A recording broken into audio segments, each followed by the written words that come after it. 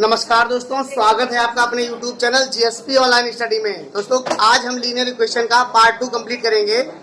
मतलब कहने का ये है कि जो मैंने तरीके सारे बताए थे कि लीनियर इक्वेशंस कितने प्रकार से सॉल्व किए जा सकते हैं, तो लीनियर इक्वेशंस का जो है हमने जो बताया था कल आपको कितने तरीके से एक लीनियर इक्वेशन को सॉल्व कर सकते हैं, और मैंने सॉल्व करके भी बताया था। तो अब आपको हर तरीके के अलग अलग वीडियो मिल जाएंगे। एक वीडियो होगा पूरा ग्राफिकल तरीके से सॉल्व करने का, दूसरा वीडियो होगा आपका एलिमिनेशन मेथड से सॉल्व करने का, थर्ड वीडियो जो होगा आपका थर्ड वीडियो आपका जो होगा वो एलिमिनेशन के बाद क्या बताया था हमने, एलिमिनेशन के बाद क्या बताया था, सब्स्टिट्यूशन मेथड, और आफ्टर दैट आपका क्रॉस मल्टीप्लिकेशन मेथड होगा। 10th क्लास के एग्जाम में डायरेक्ट क्वेश्चन आता है, आपको दो लीनियर इक्वेशन दे दी जाएंगी और कहेगा find the value of x and y with the help of a particular type of solution, particular type of method कहते हैं, है ना। मतलब एक पर्टिकुलर टाइप मेथड दे जाएगा कि इस लीनियर इक्वेशन को क्रॉस मल्टीप्लिकेशन विधि से सॉल्व कीजिए। ठीक है, देखिए बच्चों, ये हम ग्राफिकल तरीके से सॉल्व करेंगे। पहले एक इक्वेशन का ग्राफ बनाना सीख लीजिए, फिर डबल इक्वेशन का सिखा देंगे। तो सबसे पहले ग्राफ कैसे बनता है, हम लिख लेंगे 2x is equal to 7 minus 3y और x is equal to 7 minus 3y upon 2। ये हमारी वैल्यू डिपेंड, x की वैल्यू डिपेंड करेगी y पर। जो y की वैल्यू हम मानते हैं ग्राफिकल मेथड में, कोई ऐसा पूर्णांक मानते हैं जो ग्राफ पे आसानी से मिल जाए। जैसे हमने ग्राफ बना लिया, ऐसे ग्राफ बना लिया, यहाँ 0 होता है बेटा, ये हमारा x एक्सिस होता है, ये क्या होता है y एक्सिस, ये x एक्सिस होता है, ये y एक्सिस हो जाता है। तो आप देखिए यहाँ 1 है, 2 है, 3 है, 4 है, 5 है, 6 है। यहाँ 1 2 3 5 6 7 1 2 3 5 6 7 1 2 3 5 6 7। हमें उतने नंबर, कोई बात नहीं, तो 1 2 3 4 5 6 7 1 2 3 4 5 6 है, 1 2 3 4 5 6 है, 1 2 3 4 5 6। आपको करना क्या है, ऐसा ग्राफ बनाना है जो यहाँ पर नंबर आपको मैक्सिमम मिल रहा हो, उतने नंबर तक का ग्राफ आपको बनाना है ना। तो आप ये समझिए, यहाँ 1 है, 2 है, 3 है, 4 है, 5 है, 6 है, 1 2 3 4 5 6, यहाँ 1 -2 -3 -4 -5 -6, यहाँ -1 -2 -3 -4 -5 -6। ये हमारा y डैश एक्सिस होता है, ये हमारा x डैश एक्सिस होता है। एक बार में समझ लीजिए, कभी कोई परेशानी नहीं होगी।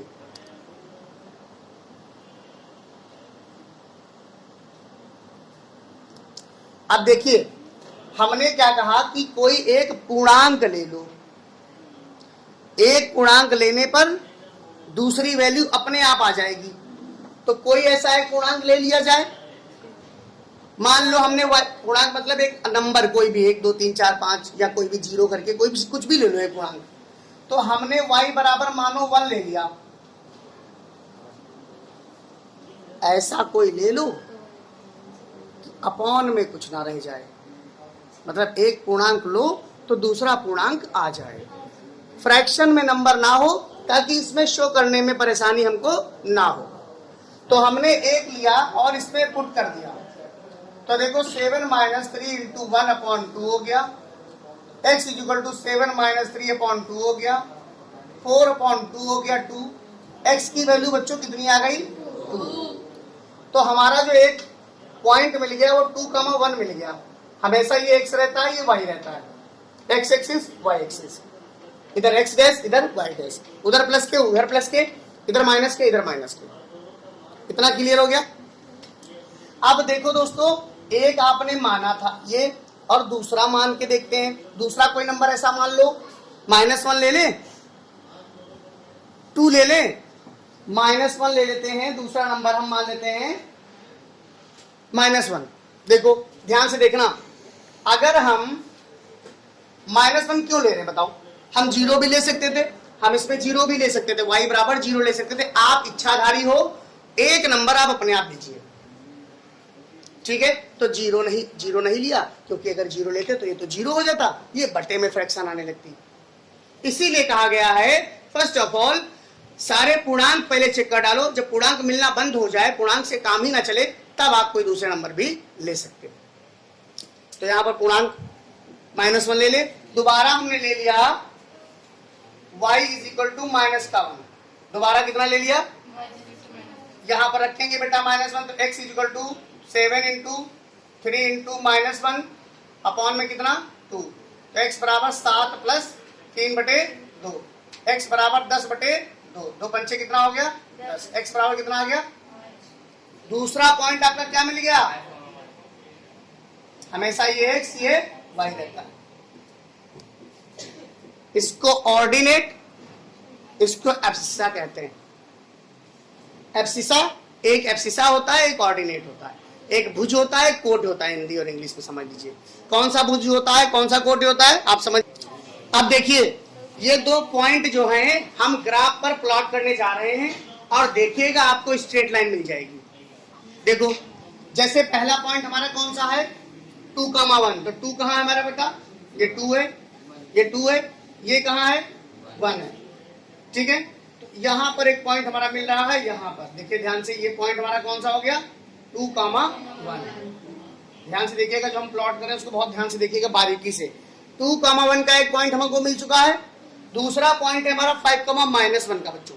तो 5 कहाँ है हमारी, ये है, और -1 कहाँ है, ये है। इनका दोनों का जो मिलन होगा वो कहाँ होगा, यहाँ पर। प्रकार तो स्केल से बनाएंगे तो आपका एकदम अच्छा बनेगा। 5,-1 होगा, आप इसको ऐसे मिलाएंगे जब, ये देखिए, तो ये आपकी एक स्ट्रेट लाइन मिल गई।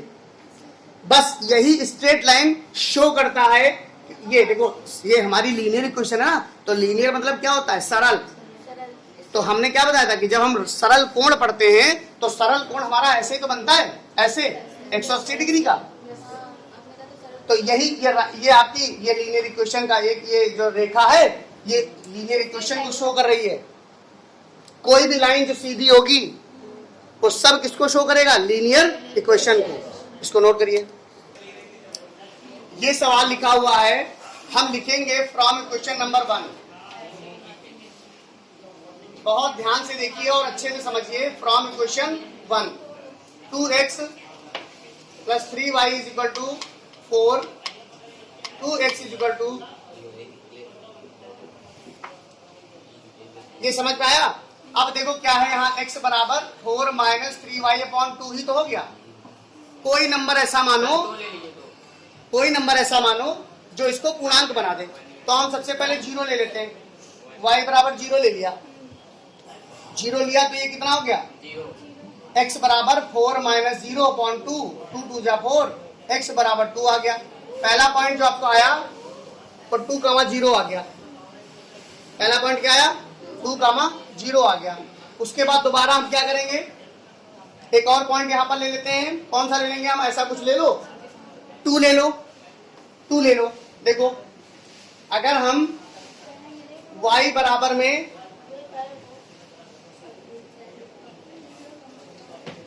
देखिए y बराबर में हम ले लें -2, क्या ले लें -2। तो यहां पर आप रखिए x = में 4 और 3 2 जा 6 हो जाएगा, प्लस का बटे में 2 हो जाएगा, तो 6 4 10/2, आंसर आ जाएगा 5। तो दूसरा पॉइंट हमारा जो आ गया बच्चों, 5,-2 आ गया। दूसरा पॉइंट क्या आ गया, 5,-2 आ गया। 2 पॉइंट हमने बना लिए। अब आगे आ जाइए, अब दूसरा क्वेश्चन ले लेते हैं। फ्रॉम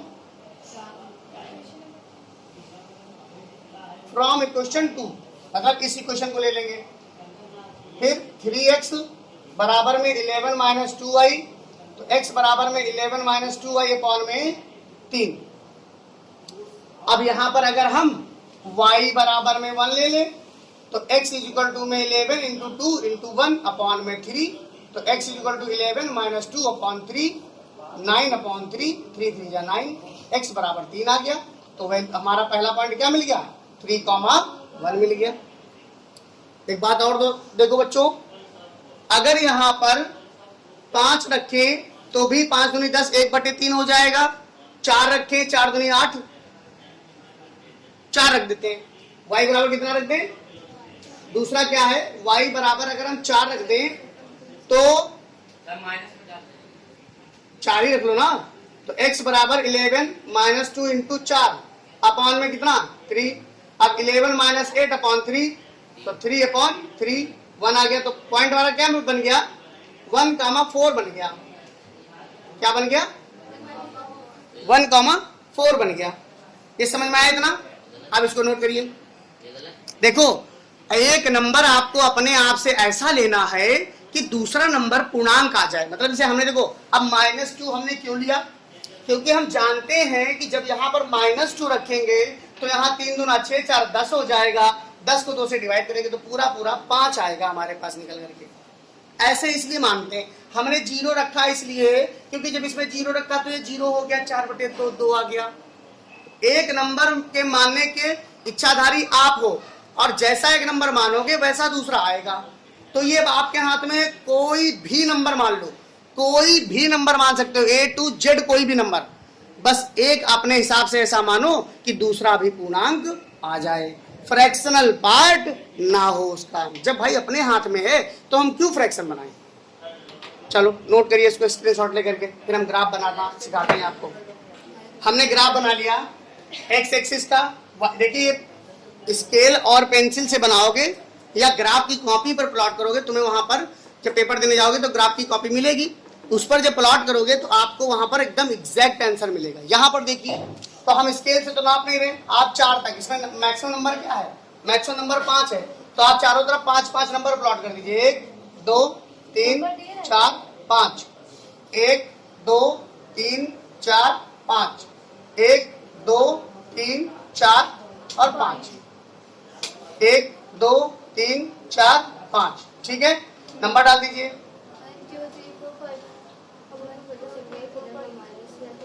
यहाँ -1 -2 -3 -4 -5 हो जाता है, यहाँ -1 -2 -3 -4 -5 हो जाता है। ये हमारा राइट हैंड पे जो होता है वो एक्स एक्सिस होता है, जो लेफ्ट हैंड पे होता है वो एक्स डैश एक्सिस होता है, यानी कि उस पर सारे माइनस होते हैं। जो वाई एक्सिस होता है वो ऊपर वाला होता है, उसमें सारे प्लस के रहते हैं, नीचे वाले में माइनस के फिर से वाई में रहते हैं। तो आप सबसे पहले हम इस इक्वेशन को प्लॉट करेंगे। इस पर 5 का -2 ले लेंगे पहले, ये 5 है, इसका -2 कहाँ पर है, ये देखिए ध्यान से देखिए, ये 5 है,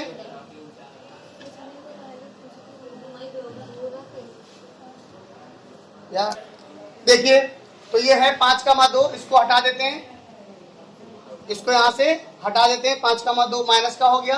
अब उसके बाद है हमारा 2,0, तो यहाँ 2 ले लेंगे और 2,0 यहीं पर प्लॉट हो गया।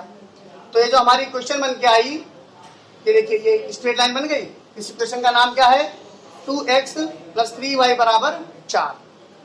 आपको समझ में आया होगा। फिर 3,1 ले लो, दूसरी क्वेश्चन बनाओ।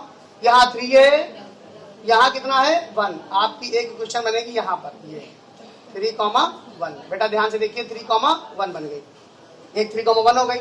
दूसरी क्वेश्चन 1,4 है, 1 है अब 4 कहाँ पर है, यहाँ पर, तो यहाँ पर ये दूसरी बन गई। क्या बन गई 1,4। अब यहाँ पर एक पॉइंट है, एक पॉइंट यहाँ पर है, इसको ऐसे मिलाओ, ऐसे इसको मिलाइए, यहाँ पर जाती हुई प्रतीत होगी थोड़ी। आपको मैंने क्या कहा, स्केल और इरेजर, जब स्केल और पेंसिल होगी तो आपकी एकदम स्ट्रेट लाइन बनेगी।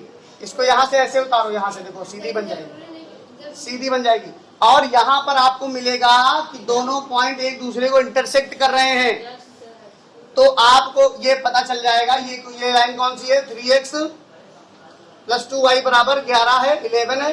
तो पता चल जाएगा कि both line are intersect, both lines are intersect at point A, at point A, 5, -2। तो हमारा जो आंसर आएगा वो 5, -2 ही आंसर हो जाएगा। ये हमारा आंसर निकल करके आ गया क्या, 5, -2। अब कैसे चेक करेंगे कि ये हमारे सही हैं कि नहीं सही है, यहाँ से पता चलेगा। कैसे, हम बारी बारी से देखो करते हैं। 2 है, पहले 5 रखते हैं इसमें, और फिर 3 × माइनस का कितना है 2 है, बराबर में 4 लाना है, 5 × 2 = 10, और ये 4 बराबर में 4 आ गया दोस्तों। दूसरा क्वेश्चन चेक कर लीजिए, 3 के गुणे में 5 रख दीजिए और प्लस 2 के गुणे में माइनस का 2 रख दीजिए, 2 के गुणे में माइनस का 2 रख दीजिए, 3 बचे 15 और 4 बराबर 11, 11 बराबर 11, ये आपका आंसर आ गया। दोनों इक्वेशन सेटिस्फाइड हो गए हैं, दोनों इक्वेशन क्या हो गए हैं, सेटिस्फाइड हो गए हैं। तो आपको ऐसे पता चल जाएगा।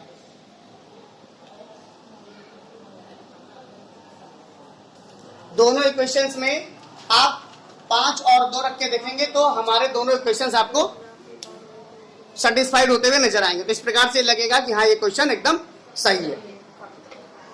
देखिए बच्चों, ये क्वेश्चन लिखा हुआ है x + 2y बराबर 5 है, 3x + 6y बराबर 15 है और prove that infinitely many solution.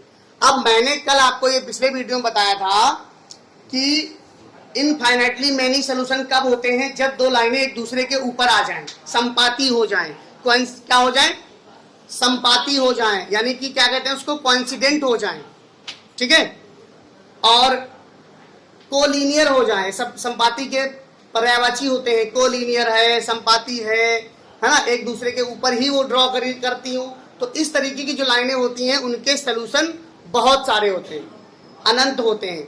उसके बाद अगर पैरेलल लाइंस हैं तो उनका कोई सोल्यूशन नहीं होगा।